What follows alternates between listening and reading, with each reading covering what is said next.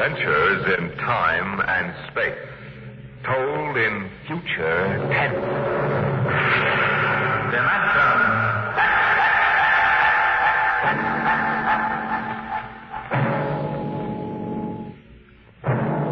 The National Broadcasting Company, in cooperation with Street and Smith, publishers of astounding science fiction, bring you Dimension X.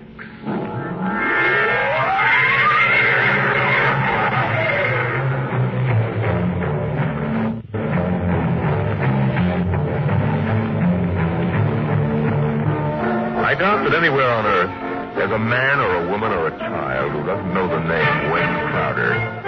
I doubt whether there's a human being who hasn't at one time or another used one of the Crowder products, the can opener or the razor blade, or the patented tooth powder dispenser, or the Crowder improved slideless fastener. There's a fortune in such products, and Wayne Crowder was the man to squeeze that fortune out, penny by penny. And he did. And in the magazines which write about men of business, he was described as a man of ice and stone and ink and steel. No warmth, and a heart to pump blood, not feel human emotion. But he took some of his money and he built himself a towering skyscraper. And he placed his private office at the very peak. And he built a battery of buttons into his desk so that when he wanted something, all he ever had to do was press a button. And like genies springing out of the bottle, the proper personnel would come running. Yes, Mr. Crowder. Get me my engineer. Yes, sir. Right away, Mr. Crowder. Mr. Crowder wants his engineers at once.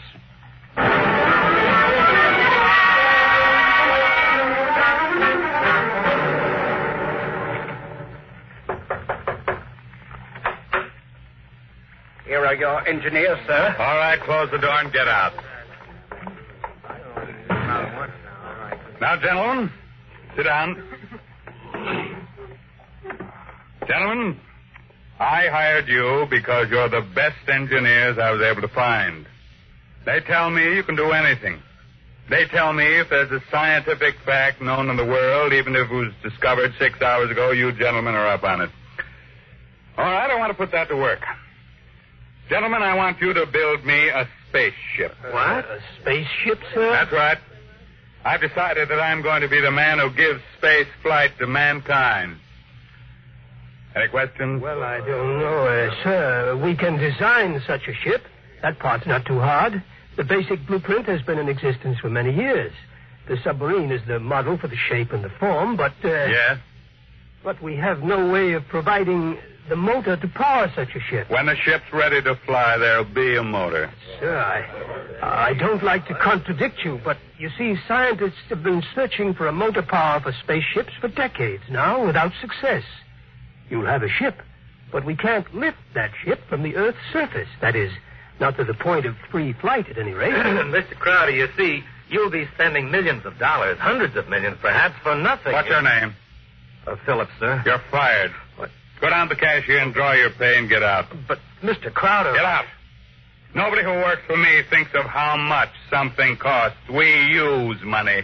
We don't let expense provide a rationalization for not beginning a project. Phillips, what are you waiting for? Get out.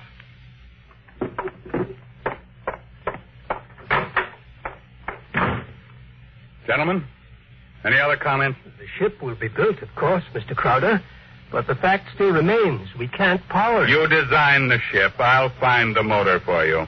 Where, sir? That's a fair question. The answer is, I don't know. But somewhere in the world, there's a man who does know the secret. Long before Henry Ford, there was Leonardo da Vinci. And long before him, there was Archimedes. And long before him, there was some Stone Age genius who invented the wheel when the only thing the mob could conceive was dragging things around on their backs. I want that motor. And I'll root out the man who has the theory which will let us build it. I'll find him.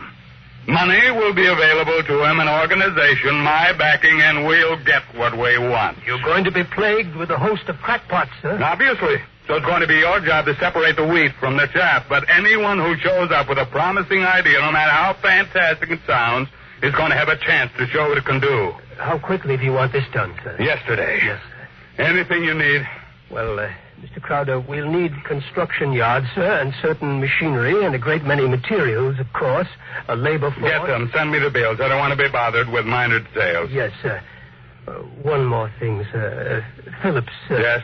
We need him, sir. He's a top man on electronics. He's a vital cog in our team. I don't want Phillips working for me. That's clear, I hope. Who else in the country knows what he does? Not one in this country, sir. There's a man in Asia, though. Get him. We've tried before, Mr. Crowder. He's working on an important project for his country. I'm not concerned with details. Now get that man, pay him what he wants, but get him. Sir, you don't understand. I understand, ma'am. If this man quits his job, that whole project will collapse. It means the welfare of many people, millions of people in his country. And he has a high sense of patriotism. By that sense of patriotism. Now, that's all. I don't want to see you again until you have a report of work in progress. Yes, sir.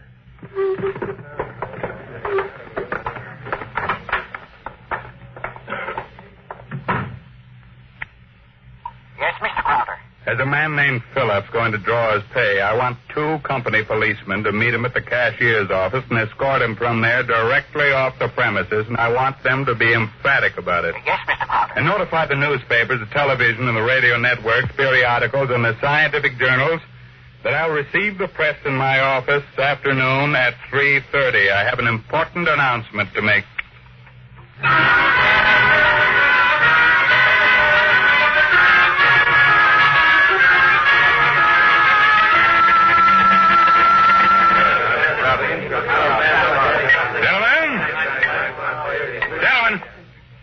You can finish your drinks later. Gentlemen of the press and ladies, it's my pleasure to be able to tell you that I'm in the process of constructing a spaceship. Any questions? Did you say a spaceship? That's right. That's what I thought you said. I knew the drinks weren't that strong. Yeah. I expected it might be something of a shock to you all. Mr. Crowder, is this spaceship under construction now? It is. Well, according to your plans, is it intended for interstellar flight or merely for flight between planets? This is a beginning only, and my intentions are quite modest. I expect the ship to be able to pursue a course between Earth and Mars or between Earth and Venus. For the present, any longer trips are not contemplated. You've solved the problem of motor force, then? No, I haven't. But what sort of... You mean you don't have any means of propulsion for the spaceship? That problem is not solved as yet. It will be. That's why I called you in this afternoon. I want you to announce that I have $100,000 in cash waiting for the man or woman who first brings me the basic idea for such a motor. That's all I have to say for now. Finish your refreshments, ladies and gentlemen. I'll let you know from time to time how things go. Mr. Crowder, one more question, please. Yeah. Do you have a name for the spaceship yet? No, not yet. Then let me suggest one. Yeah? Crowder's Folly. Quiet, all of you. Quiet! What is your paper? The Daily Times, sir. Inform the company police that under no circumstances is any representative of the Daily Times ever to be allowed on company property again.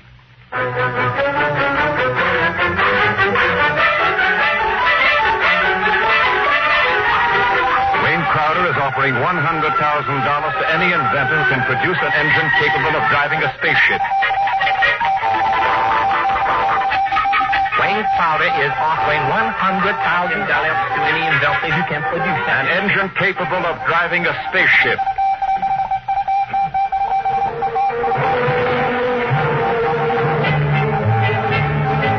It was Crowder's Folly, but the word of what he wanted circulated to the far corners of the globe, and it was known in the white ice block huts of the Eskimos and in the grass-thatched villages of Central Africa, as well as places less remote. And the Crowder office became the Mecca and the heaven for the lunatic fringe of humanity. Their blueprints and scale models clogged its corridors, and more applicants came to the great skyscraper. Well, I told you, don't want these people in my office till they're screened. Now, get out! Get out! Every time I open that door, they surge in like a tidal wave. I have a progress report for you, sir, on the construction of the ship. Go ahead. I've spent $13 million for the yards, the equipment, including 3 gantry cranes, several dozen presses, thousands of dies, and so forth. Go on. We had 12,000 people working for us directly, not including subcontractors and their labor force. What about the ship? Mr. Crowder, the ship is finished as far as we can go. Certain additional construction cannot be done now because it depends on the shape and the mass of the engine, on the type of fuel, on the weight of that fuel. I see. All right, lay off everybody we don't need. I've ordered that, sir. Mr. Crowder, is it possible that no one will turn up with a motor? That's the one thing that's not possible. He will come. Money and determination will buy anything. Now close the door on your way out. Yes.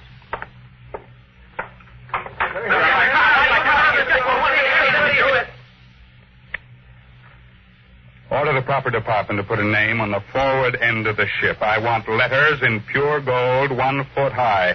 The name of the ship is Crowder's Folly. Get it done today.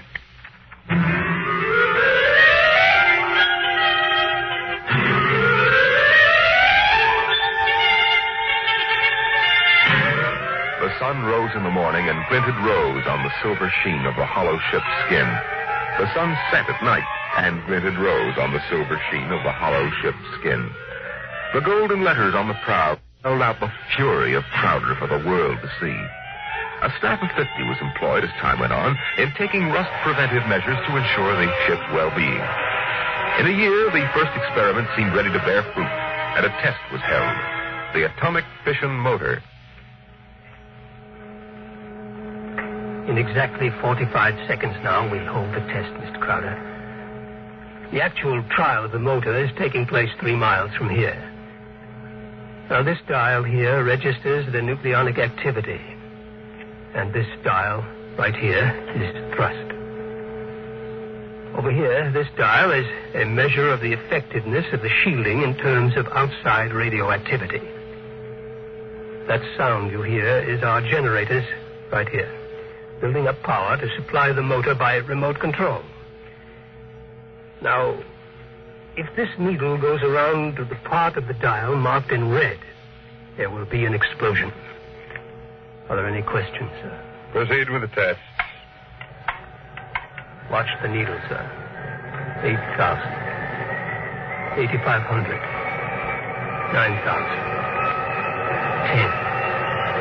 10. 11. 12. 15. That's an overload now, sir. 18. 20. I don't know how much more it can stand, sir. What happened? Your generator blew out. What kind of... I beg your pardon, sir. The motor blew up. What are you talking about? I'd hear... You see, sir, it takes a while for the vibrations of an explosion to travel 3 miles and then reach through 15 feet of concrete. I see. Well, there are other experiments in progress. Let me know when they're ready for testing. Yes, sir. Mr. Crowder, the inventor of that motor had to be with it, of course, during the tests, but he has, that is, he had a family. The fool knew what he was doing. He understood the danger. Now line up those experiments and don't turn anyone away if he seems to have the remotest possibility of success. Now, I'm telling you, my man will come. Money and determination will buy anything.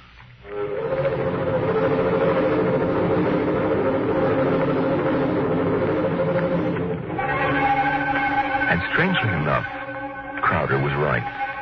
Because one day there came to his office a stranger, a small man. He looked even smaller in that tremendous room. He was an unusual visitor in that he carried no briefcase fat with blueprints, schematics, or formulae. He was unusual in that he neither blustered, cowered, nor deferred to his host. Oh, he was a pleasant little stranger, bird-like of eye and movement, bright and smiling. Mr. Crowder, my name is Wilkins. I can power that ship you want. So? Of course, what I have in mind won't be anything like that meaningless heat for you. What? Well, Rocket, my motor requires a difference here in my head. It so happens that I'm presently supporting half a dozen people who make the... None of them have been successful. What makes you think your idea will work? Simple enough. The common magnet. What? Electromagnetism. Utilization of the force of gravity, or its opposite in this case, countergravity. Thank you very much. If you'll forgive me now. Just a moment, Mr. Crowder. There's one thing more. This.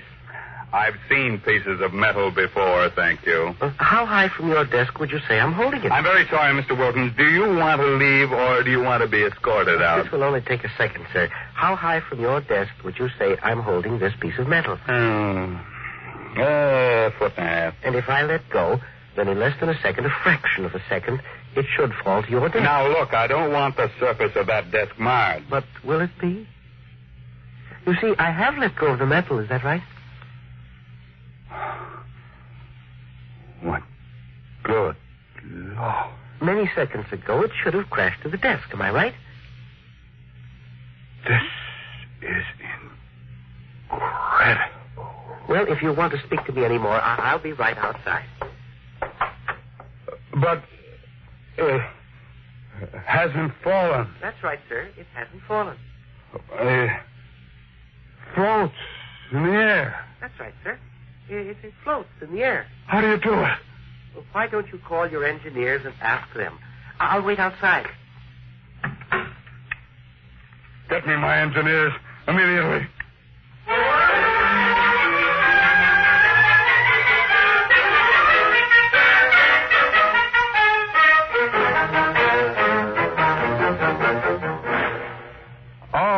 Right, Mr. Wilkins, you're quite right. This piece of metal is apparently counter-gravity. My engineers can give me no explanation. Thank you, sir. What do you want?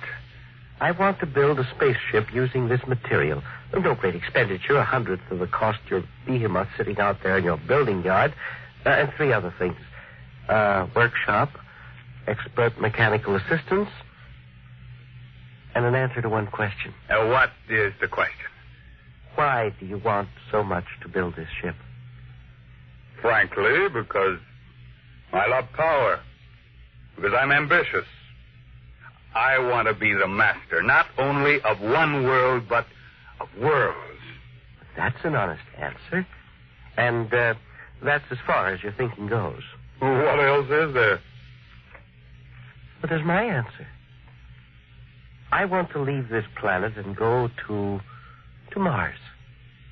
Because there are strange wonders there. Because there will be scarlet sunsets over barren wastes. And in the star-strewn night, the thin, cold air of a dying world stirring in restless sighs across the valleys of the dry canals. You may laugh out loud if you wish, Mr. Crowder. I prefer that to the peculiar repressed smile you're exhibiting now. You're a very lucky man, Mr. Wilkins, to have scientific talent, because your talents as a poet are inferior and very sentimental. Well, all right. You're a sentimentalist and I'm a man of logic. No matter. We can work together, you and I. Your workshop will be ready by morning. If you need money or materials or personnel, just tell my engineers. You'll get it, or I'll know the reason why. That's all. Thank you, sir.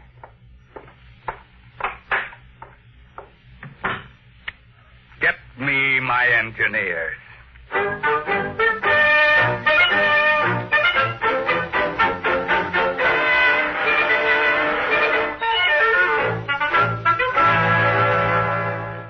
Yes, Mr. Crowder. Now, we have 50 men working on preserving that useless hulk out there in the construction yards. Lay them off. Now, how many others? But the ship will deteriorate if we do that, sir. Let it rot. Lay them off. Yes.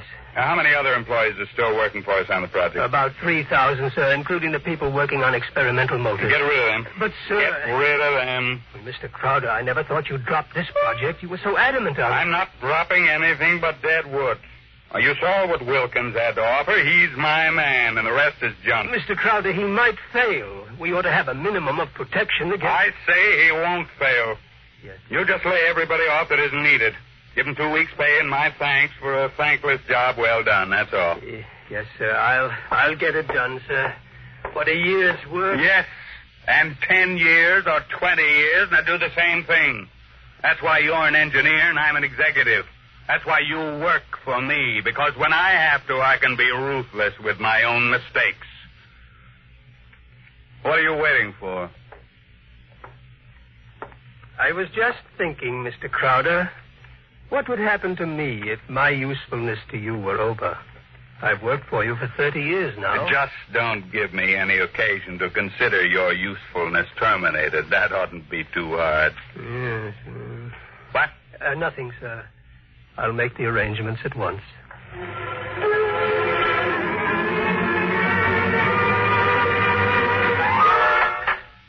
Who are you?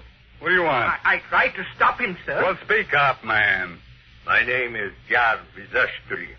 I am an electronics expert. Oh, yes, I remember. You're the, Asian. Well, come in. Do you want me, sir? Never mind. Just stay outside. Close the door behind you. Yes, sir. Sit down, Vizushtolim. Thank you, no. I want to give you a gift before I leave. Oh, you leaving? I thought we still needed you. I resigned. Well, I'm sorry to hear that. I'm told you're a good man. I want you to understand what's behind this gift. I was working on a power project in my country which would have meant a tremendous rise in the standard of living for millions of my people.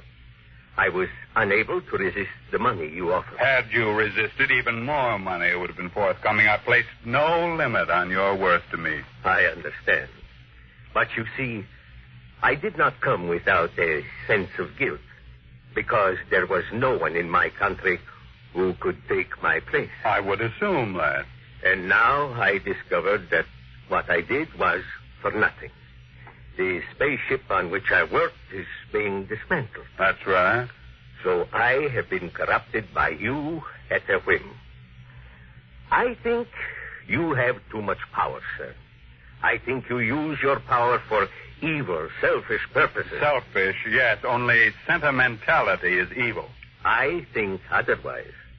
And so, in order that you shall not corrupt anyone else, I have this gift for you. Here you are, sir. Oh. And just one more shot for good measure, to make sure you are really dead.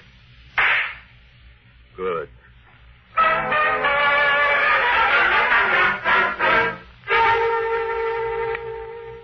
There's a man on his way out by the name of Jarvis Bradbury, an engineer. He's not to be molested.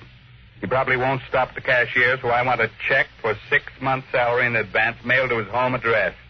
The man showed a certain quality of ruthlessness which is deserving of recognition. And have the chief of the company police bring me a new bulletproof vest. This one seems to have been dented in 2 places.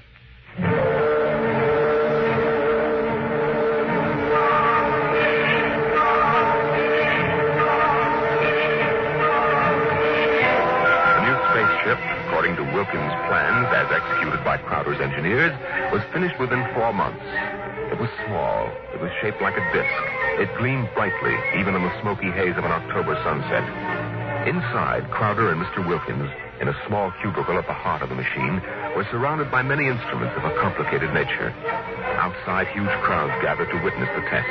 They stirred and murmured, waiting restlessly, as inside the control room of the craft, Wilkins installed the final secret part he had not revealed to those who built his driving apparatus. Well, Wilkins, what's holding us up? Nothing now. Or sentiment, perhaps. What? A wish to look once more on Earth's familiar scenes. Here, now the screening is removed. Look at the people out there. Never mind looking out there. Let's leave that thing closed. You're a sentimental fool. Or are you afraid? Or did you decide at that last minute that your invention won't work? It will work. Oh, sit down, Mr. Crowder. Do me a favor. When I press this button, will you please press the button on the arm of the chair you're seated on? I'll tell you when. Turn on your motor. I want to hear its roar and feel its tug as we cut loose from Earth's gravity and fly outward into space. That might be a moment in which I'd share your sentimentality. Press your button now, sir. Thank you. This is all hoax. I'm beginning to distrust you, Wilkins. When are we going to take off? You said at 5 sharp, and it's 2 minutes after 5 now. Well, do we move or don't we? Mr. Crowder, we're already moving. The button you pushed was to nullify the effects of acceleration. If you don't mind, I'd like to open the screen again. Now, if you care to look for yourself. Wilkins, we're in space. Look down at Earth. How far we've come. Why, it's no bigger than a toy balloon. A dime. A firefly.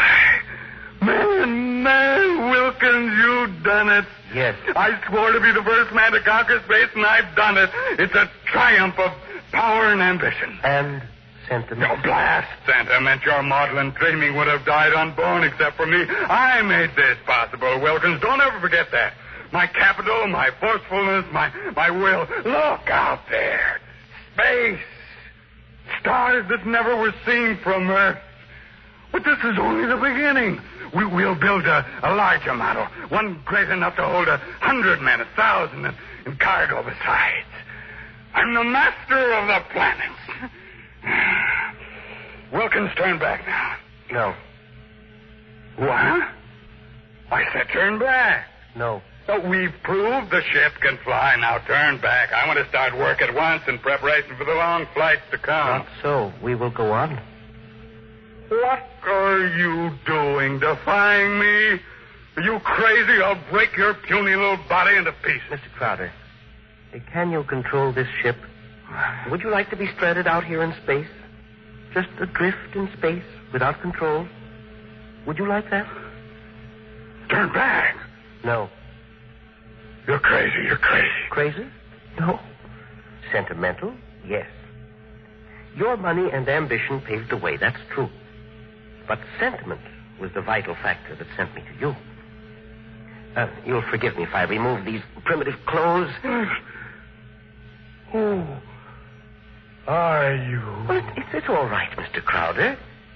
There is no need to be so terrified because you've had your first close look at a Martian going home.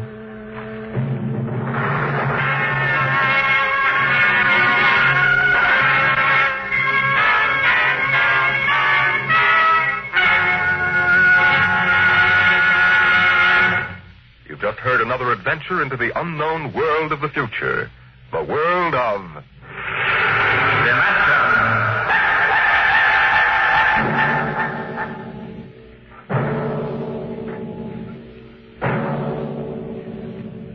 A private detective receives many strange assignments, but none has ever received one quite like that given to the investigator we're going to tell you about next week, as we bring you from the pages of the September issue of Astounding Science Fiction, Untitled Story.